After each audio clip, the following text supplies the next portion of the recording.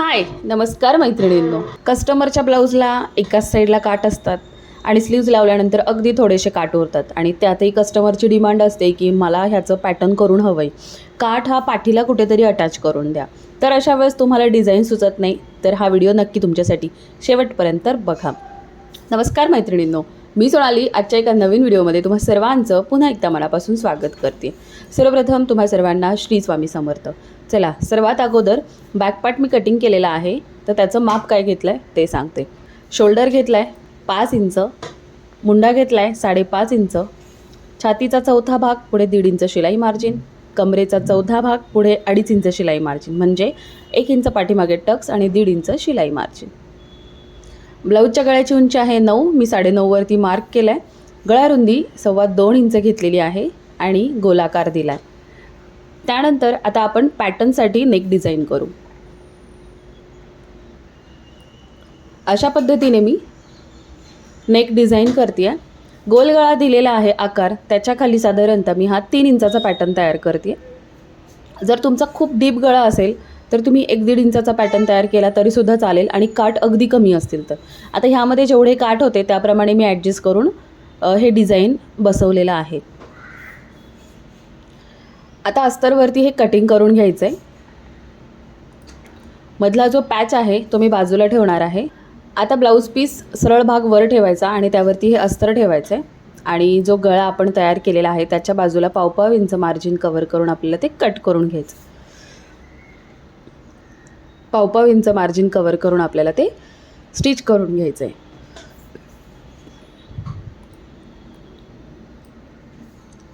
पण त्या अगोदर मी इथे पॅच बनवते. तर पॅच बनवायला जो आपण मधला पॅच काढला होता त्याच्या आपल्याला वरती आणि खाली दोन्ही बाजूला मार्जिन सोडायचं आहे. जसं की मी इथं मार्क करते पहा, आणि मग नंतर मार्जिन सोडून मी कट करते. तर खाली 1/2 इंच, वरती 1/5 इंच आणि साईडला साधारणतः 1 इंच असं हे मार्जिन सोडून हे कटिंग करून घ्यायचं आहे. म्हणजे हा अस्तरचा एक मेन पॅच आपला तयार झाला. आता मी इथं स्लीव जोडल्यानंतर उरलेले काठ घेतलेले आहेत आणि ते कसे बसत आहेत ते चेक केलं तर अगदी थोडेसे काठ, एक साधारणतः 10-12 इंचाचे काठ उरलेले आहेत. तर हे काही बसत नव्हतं उंची पॅटर्नची जास्त असल्यामुळे. मग मी एक साईडचा काठ कट केला आणि तो वरच्या बाजूला जोडून दिला. आता ह्या पद्धतीने जोडल्यामुळे व्यवस्थित असा माझा पॅच इथे बसतो आहे. तर जी गळ्याची बाजू आहे त्या बाजूला आपल्याला फिनिशिंग देऊन घ्यायचं आहे.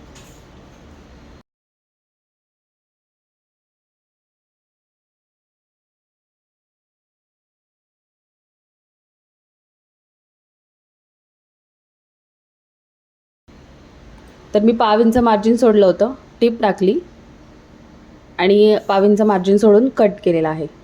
नॉचेस दिले आणि आता हे पलटी करून घ्यायचं. आता पलटी केल्यानंतर वरती एक दाबटीप द्यायची आणि साईडचे भागसुद्धा जोडून घ्यायचे आणि उरलेला भाग कट करून घ्यायचा.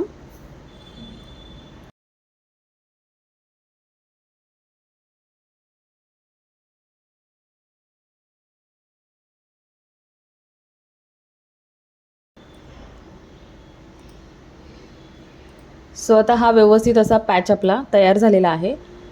तर तो मेन पॅच आपण जो कट केला होता अस्तरवरती बॅक पार्टच्या, तो घेऊन मी इथं फक्त आधी मार्क करून घेतला आहे.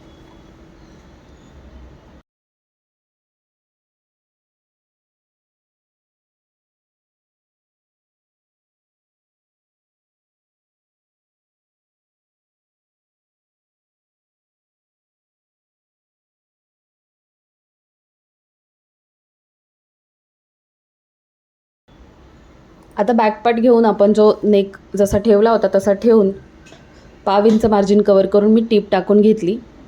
इथेच लगेच इनविजिबल नॉट जोडून घ्यायच्या. नॉट अगोदरच बनवून घेतल्या होत्या मी, कारण नॉट इनविजिबल जोडलं की तुमच्या ब्लाऊजचं फिनिशिंग अजून सुंदर दिसतं.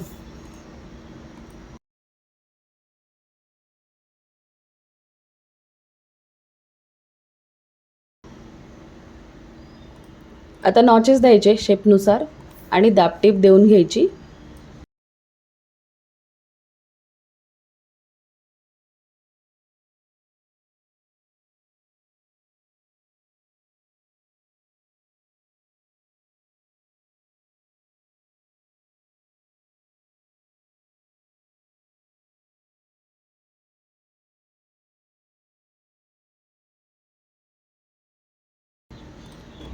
दाबटीप दिल्यानंतर लगेच कमरेचा भाग मी इथं अटॅच करून घेते आहे उलट्या भागावरती.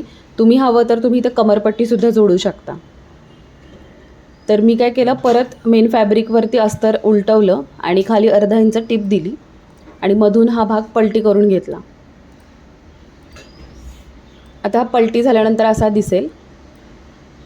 त्यावरती दाबटीप देऊन साईडचे भाग जोडून घेते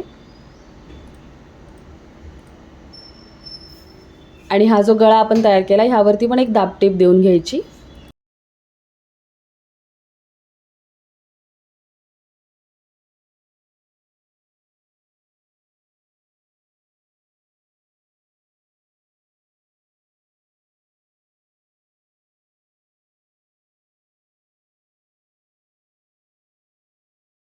अशा पद्धतीने बघा हा बॅक पार्ट असा छान तयार झाला आहे.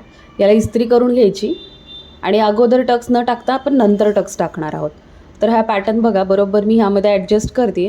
यामध्ये बऱ्याचदा गळारुंदी वगैरे वाढते, मग शोल्डर उतरतात, त्यामुळे चेक करून व्यवस्थित इथे स्टिच करायचं.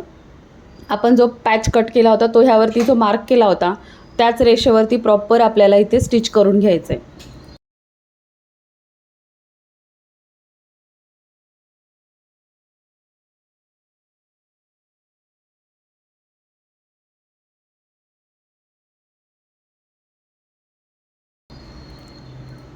तर पहा मी व्यवस्थित असा ठेवून शिलाई देऊन घेते.